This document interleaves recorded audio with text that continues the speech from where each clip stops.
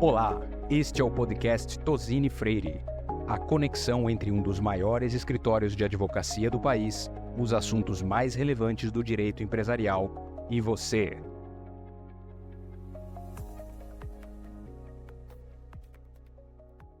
Olá, eu sou o Guilherme Ribas, sócio da área de Direito Concorrencial de Tosini Freire Advogados, e hoje estou aqui com minha sócia Vivian Fraga para conversar com vocês sobre um tema bastante quente no CAD, na área concorrencial, que é a colaboração entre concorrentes.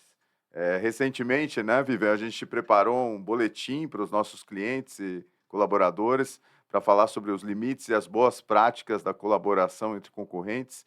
E é um prazer estar aqui com você.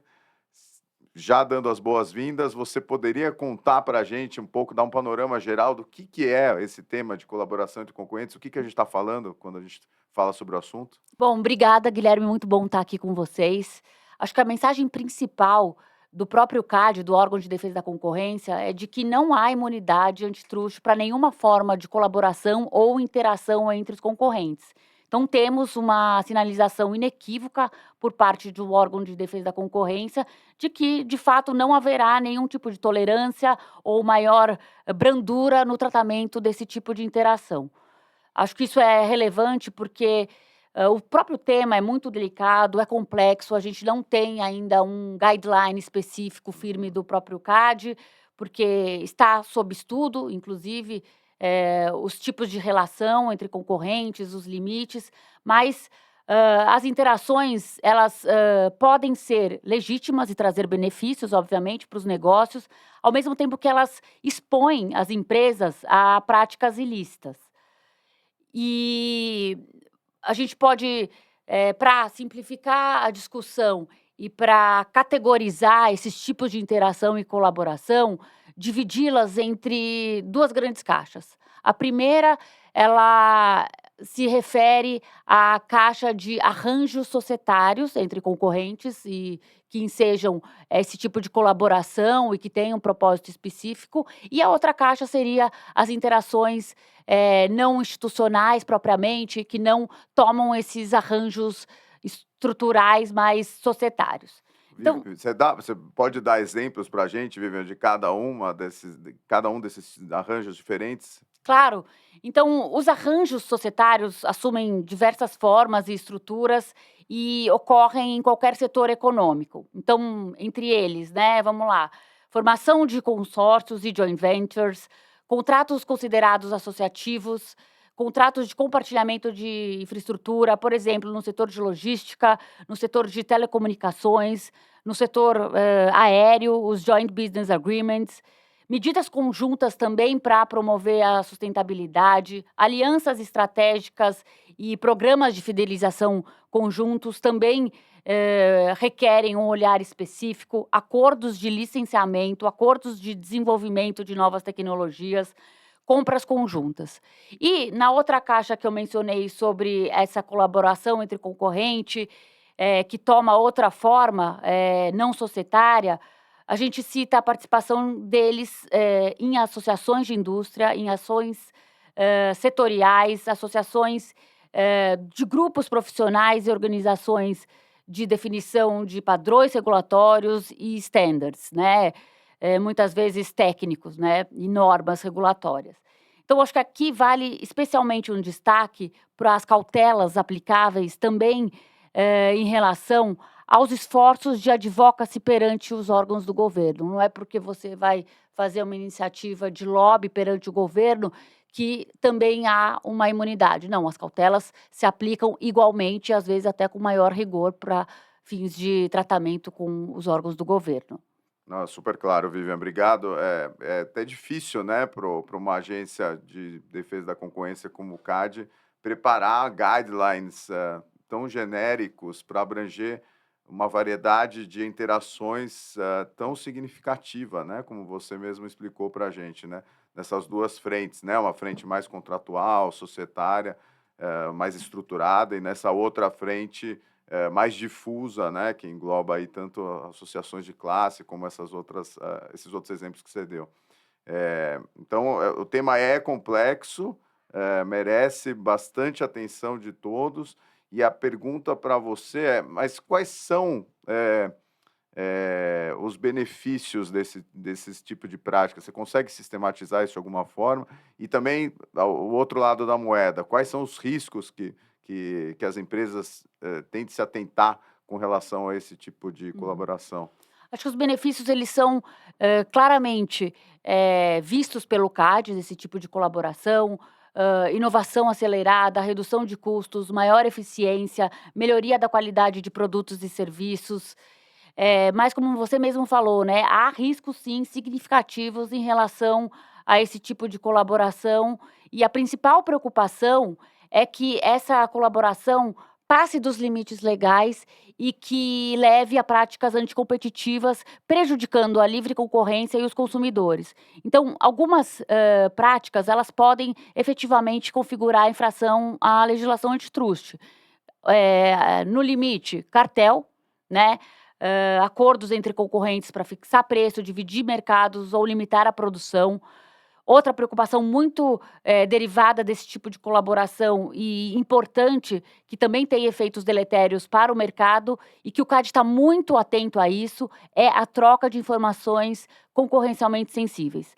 Compartilhamento de informações estratégicas que podem, de fato, prejudicar a concorrência, preços, custos, planos de marketing, salários e iniciativas de benchmarking, seja no mercado de trabalho, seja no mercado também de ESG. Então, é uma coisa que a gente está vendo também, essa preocupação nesses dois tópicos mais novos, assim, né? Mercado de trabalho e mercado de sustentabilidade. Outro risco é o risco de gun jumping, né? A implementação de um acordo de colaboração antes da aprovação do CAD, quando ela é necessária e devida. Acho que é importante também mencionar os tipos de sanção que são aplicáveis para esses tipos de atos anticompetitivos. Empresas e indivíduos, pessoas físicas, estão sujeitos à lei. As multas são pesadas. Para empresas, elas podem chegar até a 20% do faturamento do grupo econômico. Os indivíduos também são sujeitos a multas pecuniárias importantes no percentual aplicado ao da empresa, e nos casos de cartel, os indivíduos envolvidos podem enfrentar penas de prisão.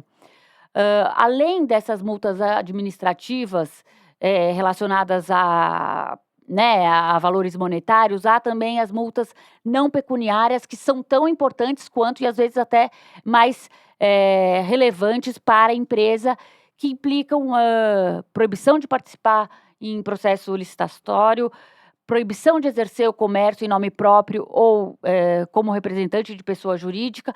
E, claro, Guilherme, o próprio risco de danos à reputação e perda do valor de mercado dessas empresas, né? Então, acho que tudo isso é uma tempestade perfeita para a empresa e para o indivíduo, para se valer do melhor aconselhamento jurídico, antitruste, antes de se empreender em qualquer prática de colaboração com concorrentes. Vivian, dentro desse cenário, então, que a gente tem benefícios claros e mais riscos significativos, qual que é a sua recomendação, qual é a nossa recomendação institucional com relação a boas práticas? O que você sugere para as pessoas? Primeiro e fundamentalmente, análise prévia dos riscos concorrenciais, do que eu falei já anteriormente, assessoramento antitruste especializado. Acho que não dá para você não olhar com um olhar aqui profundo, sofisticado, em relação à atualização da prática do CAD, né? Assessoramento sofisticado, especializado na área antitruste e prévio. Acho que essa é a primeira grande recomendação nossa.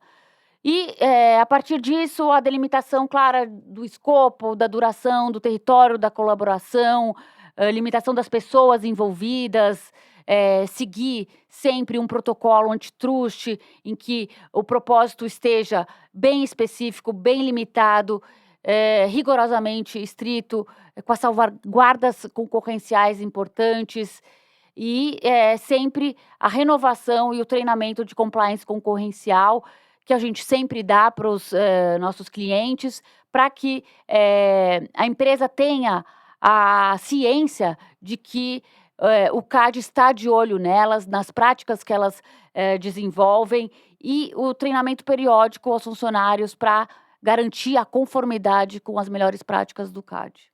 Ótimo, Vivian, muito obrigado. Acho que desse nosso bate-papo, acho que ficam duas mensagens aqui para mim e para o público, né?